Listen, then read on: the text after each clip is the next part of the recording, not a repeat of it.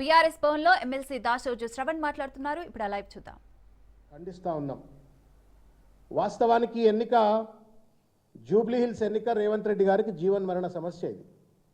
అందుకే బీజేపీ వాళ్ళతో కుమ్మక్కైండు, ఎన్నికల కమిషన్తో కుమ్మక్కైండు, పోలీసులతో కుమ్మక్కైండు, అసదుద్దీన్ ఓవైసీ అక్బరుద్దీన్ వారి లాంటి వాళ్ళతో కాళ్ళబేరానికి వచ్చి ఇవాళ వాళ్ళతో బోగసోటింగ్ చేయించుకొని వాళ్ళ ఈ ఎన్నిక గెలిచి జబ్బలు జరుచుకుంటా ఉంటే దయ్యాలు వేదాలు వల్లించిన ఒక పరిస్థితి.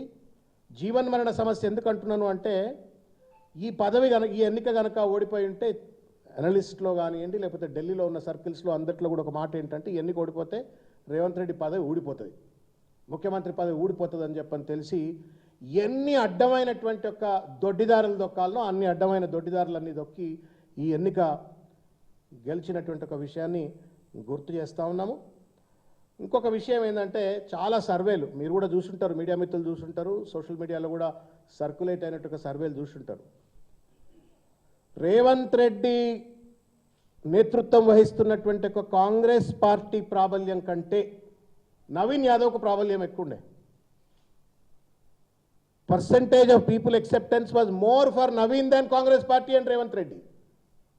మళ్ళీ అదేదో నేను గెలిచిన అని చెప్పని ఆయన భుజకీర్తులు తగిలించుకొని ఆయన జబ్బలు దరుచుకుంటా ఉంటే ప్రజలను మభ్యపెట్టినట్టు కాదా అని చెప్పని సూటిగా వారిని ప్రశ్నిస్తున్న పరిస్థితి. ఒకవేళ నిజంగానే గనక ఆయన నేతృత్వంలో పనిచేస్తున్న కాంగ్రెస్ ప్రభుత్వానికి కాంగ్రెస్ పార్టీకి బలం ఉన్నట్టయితే మొన్న 23 ఎన్నికల్లో ఓడిపోయిన అజరుద్దీన్కి ఎందుకు టికెట్ ఇవ్వలే? అజరుద్దీన్ ఎందుకు అభ్యర్థిగా పెట్టలే? ఎంఐఎం పార్టీ నుండి ఓడిపోయినటువంటి ఒక నవీన్ యాదవ్ గారికి తీసుకొచ్చి నువ్వు టికెట్ ఇచ్చినావు తప్ప నీ సొంత పార్టీలో ఓడిపోయినటువంటి ఒక అభ్యర్థికి టికెట్ ఇవ్వలేదంటే నీ పార్టీ గెలుస్తుంది అనే ఒక నమ్మకం రేవంత్ రెడ్డికే లేదు. సేమ్ థింగ్ హ్యాపెండ్ కంటోన్మెంట్లో కూడా గట్లనే బీజేపీ అభ్యర్థి అయినటువంటి గణేష్ను పట్టుకొచ్చి టికెట్ ఇచ్చిండు తప్ప పాప మా వెన్నెలమ్మ మా గద్దరను వాడుకున్నాడు. మా గద్దరను ఊరూరు తిప్పిండ్రు, మీటింగ్లు తిప్పిండ్రు, ఆయనతో ప్రచారాలు చేయించుకున్నారు. ఆయన బిడ్డకు టికెట్ ఇచ్చినట్టే ఇచ్చి ఓడిపోయిన తర్వాత మళ్ళీ అధికారంలోకి వచ్చినాక ఎన్నిక పెడితే ఎవరికి ఇవ్వాలన్న టికెట్ మీరు చెప్పరి, గుడమే చేయబెట్టుకొని చెప్పరి. గద్దరణ మీద గౌరవం ఉన్నట్టయితే రేవంత్ రెడ్డికి ఆయన అధికారం మీద ఆయన ప్రజామోదం మీద కనుక నిజమైన విశ్వాసం ఉన్నట్టయితే వెన్నెల గారికి సీట్ ఇవ్వాలా? వెన్నెల గారికి సీట్ ఇవ్వలే. గణేష్ అని చెప్పని బీజేపీలు ఉన్నారని పట్టుకొచ్చి టికెట్ ఇచ్చిండు. ఇక్కడనేమో అజరుద్దీన్ ఒక మైనారిటీ సెలబ్రిటీని టికెట్ ఇవ్వకుండా ఆయనను పక్కకు పెట్టి నవీన్ ఎంఐఎం క్యాండిడేట్ను పట్టుకొచ్చి టికెట్ ఇచ్చిండ్రు. అంటే సొంత పార్టీలో ఉన్నటువంటి వాళ్ళందరినీ ఖతం చేస్తూ అటు బీజేపీ ఎంఐఎం వాళ్ళతో కొమ్ము కాస్తూ ఇవాళ టికెట్లు పంచి అదేదో దొడ్డిదారిన గుడ్డి దెబ్బ గెలిచినట్టు గెలిస్తే దాన్ని కూడా ఇవాళ ఆయన గొప్ప అని చెప్పని చెప్పుకునేటువంటి ఒక ప్రయత్నం చేస్తూ ఉన్నారు. ఇది కాంగ్రెస్ రేవంత్ రెడ్డి గెలుపు కాదు, ఇది నవీన్ యాదవ్ గెలుపు. You have to accept it.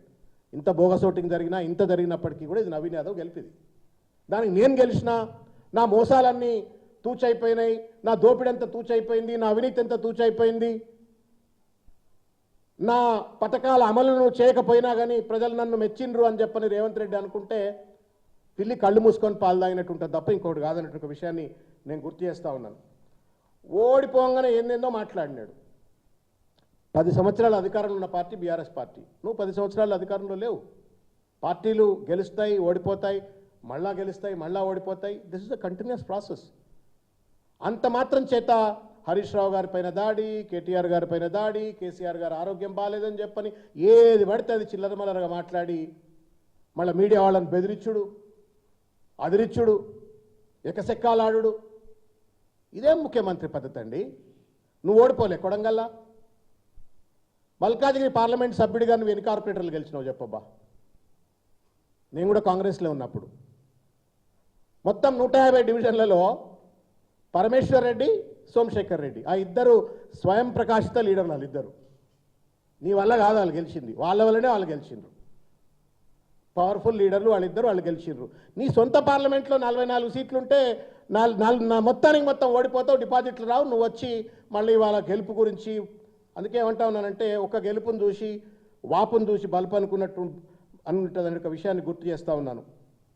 Asaduddin Akbaruddin కాళ్ళు మొక్కి సంజయ్తో కుమ్మక్కై, బండి సంజయ్తో కుమ్మక్కై బీజేపీ ఓట్లని బీఆర్ఎస్కు ట్రాన్స్ఫర్ చేయించుకొని దానికి తోడుగా మళ్ళా పాత బస్తీల నుండి బోగస్ ఓటింగ్ చేయించి గెలిచిన పెద్ద మనిషి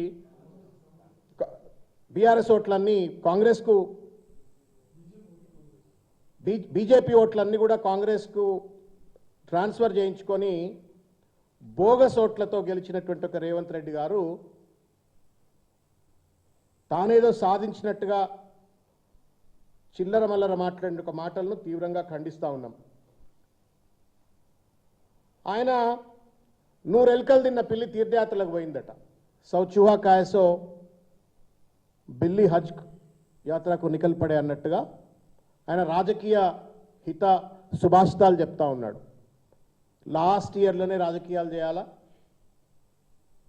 లాస్ట్ ఇయర్లో మాత్రమే రాజకీయాలు చేయాలా,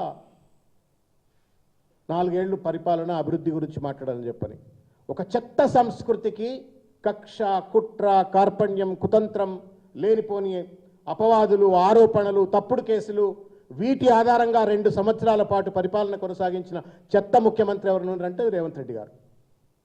ఈ యొక్క negative mind సెట్తో KCR గారిపైన, KTR గారిపైన, Harish Rao గారిపైన దుమ్మెత్తిపోయాలా, character assassinate చేయాలన్నటువంటి ఒక దుగ్ధతో పరిపాలనపై పట్టు కోల్పోయి ఇవాళ రాష్ట్రం మొత్తం కూడా అధోగతైనటువంటి ఒక పాలు ప్రజలందరికీ దిగ్విజయమే. సిఏజీ లెక్కలు చెప్తా ఉన్నా ఏ రకంగా రెవెన్యూ రిసిప్ట్స్లో కానివ్వండి, ట్యాక్స్ రియలైజేషన్స్లో కానివ్వండి ఏ రకంగా రాష్ట్రం దెబ్బతిన్నదో పూర్తిగా కూడా కనబడతా ఉంది. ఆయన అనుకుంటా ఉన్నాడు ఇవాళ కేటీఆర్ గారు, హరీష్ రావు గారి మధ్యన పంచాయతీలు ఉన్నాయి, ఈయన కుర్చీ కోసం ఆయన కుర్చీ కోసం ఈయన కొట్లాడుతున్నాడు అని చెప్పండి. నీ సొంత కుర్చీ కింద ఎన్ని కుంపట్లు ఉన్నాయో ఒక్కసారి చూసుకో రేవంత్ రెడ్డి గారు. నిన్ను ఎందుకు బీహార్కి పిలవలే? బీహార్ ప్రచారానికి రేవంత్ రెడ్డిని ఎందుకు పిలవలే? ఎందుకు పొంగులేటి శ్రీనివాసరెడ్డిని పిలిచిండ్రు, అంజన్ కుమార్ యాదవ్ గారిని పిలిచిండ్రు, ఎందుకు రేవంత్ రెడ్డి గారిని బీహార్ ప్రచారానికి పిలవలే? ఇవాళ ఉత్తమ్ కుమార్ రెడ్డి, కోమటిరెడ్డి రాజగోపాల్ రెడ్డి, పొంగులేటి శ్రీనివాసరెడ్డి ఈ ముగ్గురు కలిసి నీ కుర్చీని ఎప్పుడు పడితే అప్పుడు గుంజుకుందామా అని చెప్పని వాళ్ళు కుంపట్లు పెట్టుకొని సిద్ధంగా కూర్చున్నారు. మళ్ళీ వచ్చి నువ్వు హరీష్ రావు గారి గురించి, కేటీఆర్ గారి గురించి, కేసీఆర్ గురించి మాట్లాడుతున్నావు. నీ కుర్చీ నువ్వు కాపాడుకోవా మొదలు. ఎండ్రకిచ్చల గంప ఇది మీది, మీ ప్రభుత్వం ఎండ్రకిచ్చల గంప. ఒక్కనికంటే ఒకడికి సయోధ్య ఉందా చెప్పు? మీరు గుండె మీద చేయబెట్టుకొని చెప్పండి రేవంత్ రెడ్డి గారు, మీ మంత్రులు మీకు సయోధ్య ఉందా? నువ్వు ఎప్పుడు ఫెయిల్ కావాలని చెప్పని మిగతా మంత్రులంతా ఎప్పుడు ఫెయిల్ అవుతారు, ఎప్పుడు అవినీతిలో ఊరుకుంటారు, నేను ఎప్పుడు ఎవరిని బీకేయాలా, ఉత్తమ్ కుమార్ రెడ్డిని ఎట్లా బీకేయాలా, పొన్నం ప్రభాకర్ని ఎట్లా బీకేయాలా, భట్టిని ఎట్లా బీకేయాలా, పొంగులేటి శ్రీనివాసరెడ్డి ఎట్లా బీకేయాలా, నీ కుట్ర. మీరు కుట్రలు కుతంత్రాలు చేసుకుంటా ఒక కలహాల కాపురం నడిపిస్తూ రాష్ట్ర ఆర్థిక వ్యవస్థను, రాష్ట్ర ప్రభుత్వాన్ని, రాష్ట్ర పురోగతిని గండిగొట్టేటువంటి మీరు బీఆర్ఎస్ పార్టీలో ఉన్నటువంటి ఒక అంతర్గత అంశాల పట్ల, విషయాల పట్ల లేనిపోని ఊహలు, కలలు అంటూ కేసీఆర్ లేకపోతే కేటీఆర్, హరీష్ రావు వీళ్ళ మధ్యన ఏదో పంచాయతీని అని చెప్పని కలలు కంటున్న రేవంత్ రెడ్డి, ముందు నీ కుర్చీని కాపాడుకో, నీ కుర్చీకి ఉన్నటువంటి ఒక బాధ్యతను కాపాడుకో, రాష్ట్ర ప్రగతిని కాపాడాలని చెప్పని నేను విజ్ఞప్తి చేస్తూ ఉన్నాను. వాస్తవానికి ఏంటంటే నీ పదవికి పిండం పెట్టడానికి మొత్తం అంతా తయారున్నారు. నీ పార్టీలో ఉన్న వాళ్ళే నీ పదవికి పిండం పెట్టాలా, నేను ఎప్పుడు దింపాలని చెప్పని మొత్తం అంతా సిద్ధంగా ఉన్నారు. దాన్ని ఫస్ట్ కాపాడుకోవాలని చెప్పని నేను కోరుతా ఉన్నాను. ఇకపోతే నేను ఇంతకుముందు చెప్పినట్లుగా 2 సంవత్సరాలు ఇంత దుర్మార్గంగా, ఇంత అసమర్థతతో పరిపాలన చేసినటువంటి ఒక వ్యక్తి భారతదేశంలో ఏ ముఖ్యమంత్రి కూడా లేడు. Only because of the chief ministers negative mind set, ఒక వ్యతిరేక ధోరణితో, అవినీతి ఆలోచనలతో మొత్తం పరిపాలనను విధ్వంసం చేసి ఇవాళ దేశానికి తలమానికంగా నిలబడ్డటువంటి ఒక కేసీఆర్ గారి పాలనలో నిలబడ్డ తెలంగాణను సర్వనాశనం చేసేటువంటి ఒక పరిస్థితి ఇవాళ సిఏజీ రిపోర్ట్లు చూసినట్టయితే మీకు కనబడుతుంది. రెవెన్యూ రిసిప్ట్స్లో, ట్యాక్స్ రెవెన్యూస్లో, జిఎస్టీ రియలైజేషన్లో, స్టాంప్స్ అండ్ రిజిస్ట్రేషన్ రియలైజేషన్లో, సేల్స్ ట్యాక్స్లో, స్టేట్ ఎక్సైజ్లో, మొత్తం అన్ని రంగాల్లో కూడా పెద్ద ఎత్తున లోట్లుంటూ, లోటు బడ్జెట్తో ఇవాళ ప్రభుత్వాన్ని నడుపుతూ అప్పుల పాలు చేసి 2 ఏళ్లలో 2,40,40,000 కోట్ల రూపాయల అప్పు చేసినటువంటి ఒక పెద్ద మనిషి ఇవాళ పరిపాలన గురించి లాస్ట్ సంవత్సరమే రాజకీయాలని చెప్పని చిల్లరమరగా మాట్లాడుతూ ఉన్నారు. నీకంటే వయసులో చిన్న అని కేటీఆర్ గారు నన్ను, నీకంటే చిన్నోడే నీకంటే పెద్ద పేరు ఎట్లా తెచ్చుకుందని చెప్పని అసూయ పడుతుంది నువ్వు, అసూయ పడుతుంది నువ్వు. ఆయన అంటా ఉన్నాడు హరీష్ రావు గారు అసూయ తగ్గించుకోవాలా, కేటీఆర్ గారు అహంకారం తగ్గించుకోవాలని చెప్పని. రేవంత్ రెడ్డి దుర్యోధనుడికి జీన్స్ ప్యాంటు తెల్ల షర్టు గడ్డం పెంచితే ఎట్లుంటాడో రేవంత్ రెడ్డి దుర్యోధనుడు రేవంత్ రెడ్డి సమానం అంతే. కాబట్టి దుర్యోధనుడేమో 7 అడుగులు అట్లుంటుండేనట, ఈయనేమో 3 అడుగులున్నాడు, తేడాగంతే. ఒక్క మాటన్నా అహంకారం లేకుండా మాట్లాడతాడా, ఎకసెక్కాలు లేకుండా మాట్లాడతాడా? అసూయ అనే అంగి దొడుక్కొని, అహంకారం అనే లాగు దొడుక్కొని, అవినీతి అనే బ్రాండెడ్ బూట్లు వేసుకున్నటువంటి ఒక పెద్ద మనిషి రేవంత్ రెడ్డి. నేను ఈ మాట ఏదో కోపంతో అంటలే, నరనరాన ఆధిపత్య అహంకారంతో విర్రవీగుతూ ఇవాళ రేవంత్ రెడ్డిదే ఓరలేని గుణం. నేను ఓరలేని గుణం ఏందనేది మీకు చెప్తాను. మీకు తెలుసు కదా, ఉత్తమ్ కుమార్ రెడ్డి పీసీసీ ప్రెసిడెంట్ ఉన్నప్పుడు పార్టీలో జాయిన్ అయ్యిండు. జాయిన్ అయిన తర్వాత ఎప్పుడన్నా ఉత్తమ్ కుమార్ రెడ్డిని ఓర్చిండా, సహించిండా? ఉత్తమ్ కుమార్ రెడ్డి మీదనే సోషల్ మీడియా గురించి మాట్లాడుతుండు, కేటీఆర్ గారు social media, BRS party social media గురించి. నువ్వేం శుద్ధ పూసవయా?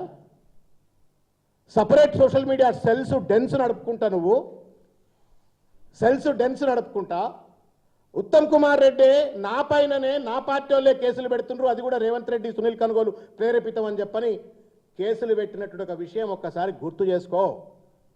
ఉత్తమ్ కుమార్ రెడ్డిని సహించలా, కోమటిరెడ్డి రాజగోపాల్ను సహించలా, బట్టి విక్రమార్కను సహించలా, ఆఖరికి పాపం మా తల్లి Meenakshi Natarajan is a very honest lady. Meenakshi Natarajan గారు కొంత వీళ్ళు చేస్తున్న అడ్డమైన పనులను తప్పు అని చెప్పనంటే పెద్ద పెద్ద పేపర్లలో బ్యానర్ ఐటమ్లు రాయించింది, వాళ్ళ పేపర్లలో ఇంగ్లీష్లో తెలుగులో. ఆమె ఎక్కువ తక్కువ ఇన్వాల్వ్ అవుతుంది, అందులో ఏలు పెడుతుంది, ఇంట్లో ఏలు పెడుతుంది అని చెప్పని రాసి ఆమెను మూలకు పెట్టే ప్రయత్నం చేసిండు. అంటే నువ్వు ఉత్తమ్ను సహించవు, బట్టిని సహించవు, రాజగోపాల్ రెడ్డి సహించవు, మీనాక్షి నటరాజన్ సహించవు. నదీం జావేద్ అని ఉంటుండే ఒక ఆయన, నదీం జావేద్ అని ఉండే ఒక ఆయన ఏఐసిసి సెక్రటరీగా వచ్చిండు. ఆయన ఏఐసిసి మైనారిటీ విభాగానికి ప్రెసిడెంట్ ఉండే. ఓర్వలేక, ఎందుకంటే నికార్స్ అయినోడు వాడు, గట్టి ఆయన ఉత్తరప్రదేశ్ ఆయన గట్టోడు, ఓర్వలేక ఆయన ట్రాప్ చేసి ఒక ఇల్లీగల్ కేసులలో ఇరికిచ్చి బదనాం చేసి బయటికి పంపిన చరిత్ర రేవంత్ రెడ్డి గారిది. ఇట్లా అసూయకు బ్రాండ్ అంబాసిడర్ రేవంత్ రెడ్డి గారు, అహంకారానికి బ్రాండ్ అంబాసిడర్ రేవంత్ రెడ్డి గారు. అనుముల అంటేనే అసూయ, అనుముల అంటే అహంకారం, అనుముల అంటే అవినీతి, అనుముల అంటే అబద్ధాలు.